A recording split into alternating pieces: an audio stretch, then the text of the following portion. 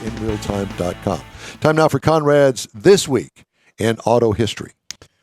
Antoine de la Motte Le Sieur de Cadillac, the namesake for Cadillac cars, was born in Gascony, France this week in 1658. That's the earliest date I've had on history. 1658. Jeff, you know I go school. I know. Well, the segment's over. Once you say Cadillac, that's it. We're done. Cadillac was a French explorer responsible for mapping the Great Lakes region of North America for the French crown, and was kind of one of the founders of the city of Detroit as well.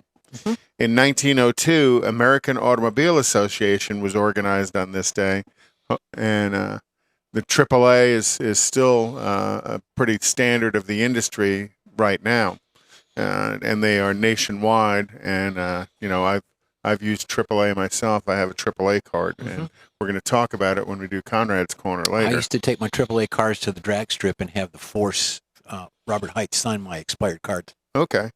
In 1916, the manufacturing firm of Karl Rapp and Gustav Otto merged to form Bayerisch Flugwerk AG, or the Bavarian Auto Works. Mm-hmm. The company would later become known as Bayerisch Motorwerk, or BMW, as the original name suggests. But I thought that meant break my wallet. Break my wallet. Bring more money. Bring my wallet.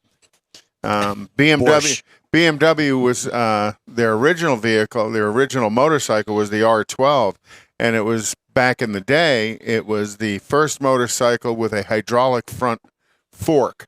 So the front fork would move up and down, which is quite innovative for the time, as well as the logo of BMW. Was it a handshake? No, the logo of BMW, that little blue and white cross in the middle, was supposed to represent a propeller spinning, because they were building aircraft engines. Well, it represents land, sea, and air. No, that's Mercedes. That's right. It's Mercedes, right. In 1929, a fire destroyed the Los Angeles Automobile Show, and I'm not real sure. I don't think it was started by an EV. Funny. In 1936, Daytona Beach, Florida, staged its first race strictly for stock cars on a combination of beach and public. Oh, my God. You've got these all out of order, Conrad. No. Yeah. Or Jeff, or who is it? Mars. And then in 1969... I'm at the end of the table, so just keep working your way down. The 1969 Pontiac first introduced the Trans Am. The Trans Am, they actually paid a fee to SCCA Trans Am for each Trans Am that was sold. They paid a couple of dollars just to use the name Trans Am, and did through the life of Trans Am. Now, this is my favorite of all Trans Ams, is the 69.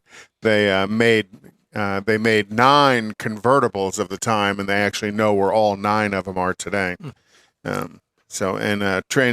Pontiac Trans Am was designed by John DeLorean, who designed many of Pontiac's well-known cars, GTO, Grand Prix, and Trans Am, when he was at Pontiac, and then eventually went on to Chevrolet and the Vega fame. So he had some winners, and then he had some not-so-winners.